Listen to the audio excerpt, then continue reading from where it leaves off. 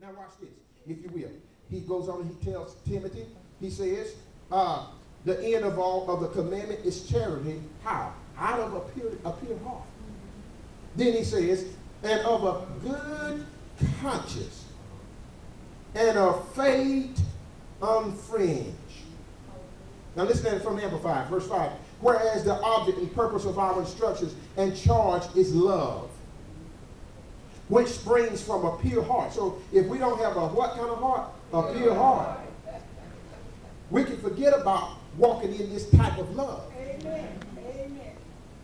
So when a person holds on to resentment, hurts. When a person holds on to the wrong done unto them, notice what's happening. And when that person cannot forgive, it is because their heart is not pure. You see, in the olden days, or the days of old, the Old Testament, there was what was called an eye for an eye and a tooth for a tooth. You kill my son, I'm going to kill yours. But when we have the love of God because of the new covenant, because of Jesus' birth, his life, his death, and his resurrection, we have the ability now to love regardless, to love in spite of. We have the ability and the capability to forgive.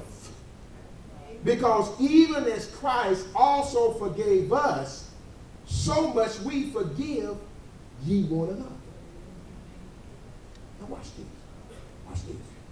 He goes on and he says in the 6th verse, he says, from which some having swerved have turned aside unto vain jangling. That simply just means a whole lot of empty noise. These individuals was teaching this unsound doctrine. They was teaching a word that the people had no right or no reason to live their lives according to. He says in the 7th verse, notice this, desiring to be teachers of the law. So ultimately what was going on here? They was bringing the people, or they was trying to steer the people to go back into bondage, to go back up under the traditions, the religions, the dictates of the law. The law only shows us our problems.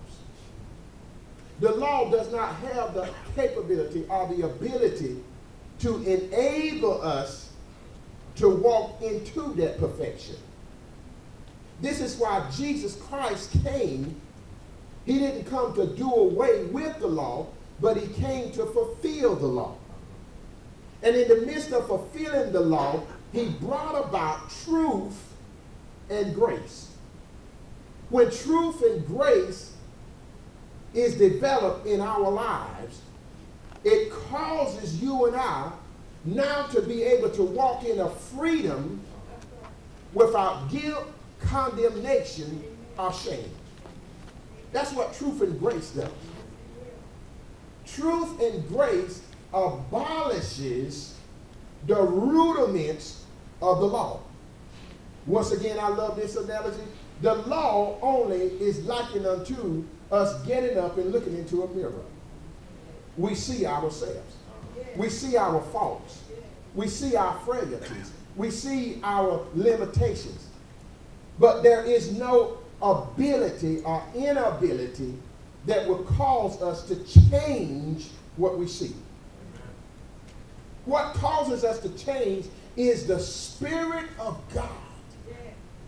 The life that we live that is hid in the glorious gospel of Jesus Christ through his truth and through his grace enables us to become what we are called to be. 2 Corinthians says, but we as with open face, the 3rd chapter, as we hold in a glass, as in a mirror, we are changed into that image of Christ from glory to glory. And this is done only by the Spirit of God. Not within our own strength, not within our own self, but it's only by the Spirit of God. Okay? Now, notice, if you will, word for word here, if you will, in the 7th verse, he says, desiring to be teachers of the law, understanding neither what they say, nor whereof they affirm. Just saying something. So Paul ran into a big problem here. And guess what? We have this same problem today. Because what's happening? Because we're having a form of godliness, but yet denying the power thereof. Many are saying in this day and time that they cannot live up to the standard of the Bible. Many are saying that there's just no way you can live holy in this end time. There's just no way that you can live in a holy marriage. No way that you can abstain from fornication. There's just no way that you can abstain from adultery. The devil is a lie. Amen. Jesus Christ, the same yesterday, today, and forever. We can commit unto him our spirit, our soul, and our body. And he's able to keep that we commit unto him against that day. Paul goes on to say in the 8th verse, he says, but we know that the law is good if a man use it lawfully. Verse 9, knowing this, that the law is not made for a righteous man. The law is not made for who?